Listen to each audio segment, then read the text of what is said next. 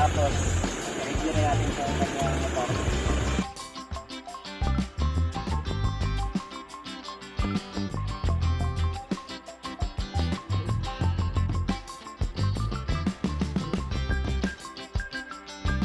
Kailan nag-glider kasi? Pag pilit ginagamit ko, ano nag-glider pagkaruman? Ano? Para bukit sa mayan. So, shoutout sa owner kay John Ryan. Wow! So yan mga bay, so nakakabit na siya ng mini driving light sa harapan. At naka-cover na rin sa kanyang radiator, oh.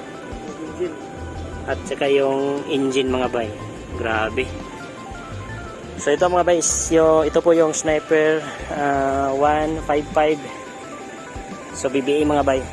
Ito po yung pinakabagong Sniper. So yan mga bay, naka-seat lever na po to si John Ryan. Ayan, tignan mo. Gold combination yung gusto niya sa kanyang motor. Ayan, naka-side mirror. At naka-digital panel na rin mga bay. So first time talaga natin to mag-review ng Sniper 155. So matagal ko na tong hiniram sa kanya, pero ngayon lang kami nagkikita. At naka-rear shifter na rin mga bay, Racing Boy. Ayan, naka-Racing Boy. Grabe. Dato na kayong tagyan yung mga bay. Wow! At yung pipe ay yung cover niya sa kanyang pipe, naka-carbon, no? Tignan nyo, carbon yan.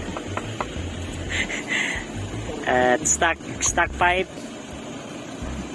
At stock mugs. Yung gulong, naka-ilis sa kanig bago Jay? Wala pa. So yung stock gulong ni Sniper 155 mga bay is Maxxis. Ayan, Maxxis. Yung size niya sa gulong is yan 120 by 70 by 17 58p. Yan. So ito po ang kaniyang gulong sa likuran. Try sa ano, try highway. Yan, nakpan tadi tili kan. Mani. At saka itong harapan Maxxis rin mga bay. Yan. Goods talaga itong mga harapan. Tuyo ka sa J, padlong gaji. Kaning ligid, tuyo ka lang, padlong dira si Muha. Pops, fights. So ito po yung sa harapan niya mga bay, 90 by 80 17. Naka disc brake din. Lagi. Ramontaran kadjot. Naka disc brake rin yung harapan niya. At ang gagawin natin ngayon mga bay is dito, ito po yung tail light niya sa likuran. So maganda tignan mga bay, di ba? Grabe. Stock lahat. Ito lang ginalaw nito mga bay.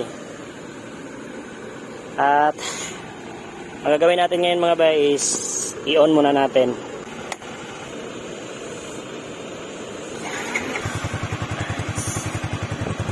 So yan po ang kanyang tunog mga bay. Stock air libusyon. Yan po, stock is good mga bay. Yung tambutso. Yan po ang kanyang tunog. Dito sa makina, pakinggan natin. So normal na talaga to sa Sniper mga bay na may mga lumagatak. Yan. Normal na talaga yan mga bay sa 135 pa dati. Ganyan na talaga yung tunog niya. Yan ang mga tunog ni Sniper. So may hazard yung mga bay. Tignan niyo, may hazard yan. Yan, on. Kita niyo sa dashboard indicator. Yan, makita niyo yung hazard niya. Kita mo rin sa harapan yung signal light. Uy, nasa ilalim pala yung signal light nito mga bay. Ayan o. So naka-hazard yung lights, switch lights, and po naka-high. Yung high nito mga bay, tignan natin. Nandito daw sa itaas. Ay, ito pala yung high. Ito di, saan yung pagpasiga?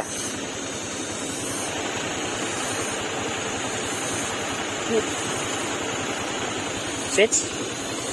Ay, may switch. Hindi pa talong na ko, pero dito talas. May switch pala ito mga bay. So ginawa niya ng switch oh.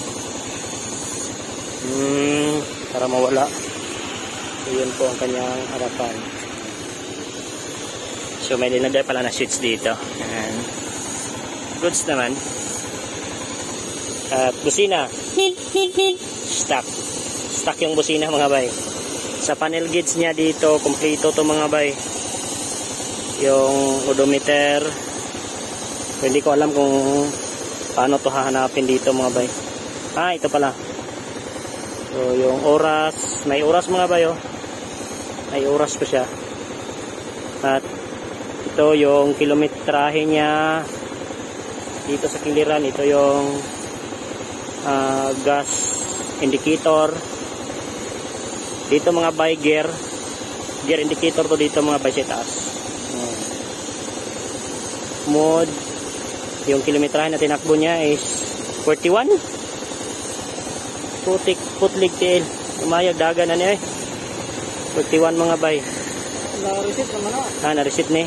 Dala yung odo 626 6,267. Nakuha na ko gidaga na ni 6,000 mga bay. So kunti pa yan mga bay. First change oil pa to. Sa change oil eh. So naka first change oil na to mga bay. 6,267. So, grabe. Ang ganda mga bay.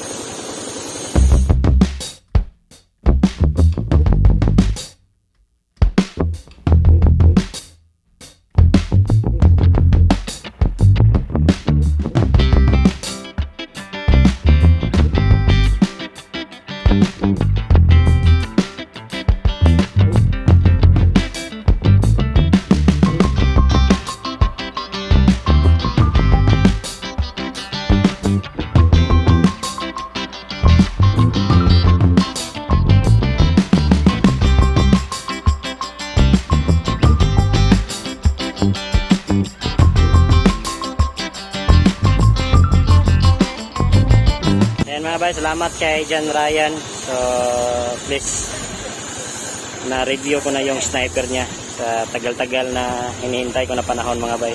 Ilan katuig siya mo si? 1 year na to sa kanya mga bay, pero on the spot cash to mga bay hindi to utang. Kaya goods, nakapag-accessories na. Ayan lang siguro ang ating masishare sa Sniper 155 BBE mga bay. So, bless, nakasubok tayo at nakatry. Maganda yung handling niya mga bay. Promise. Ayan, dito ko natapusin yung vlog mga bay. So, kita-kits tayo sa next episode. Bye-bye.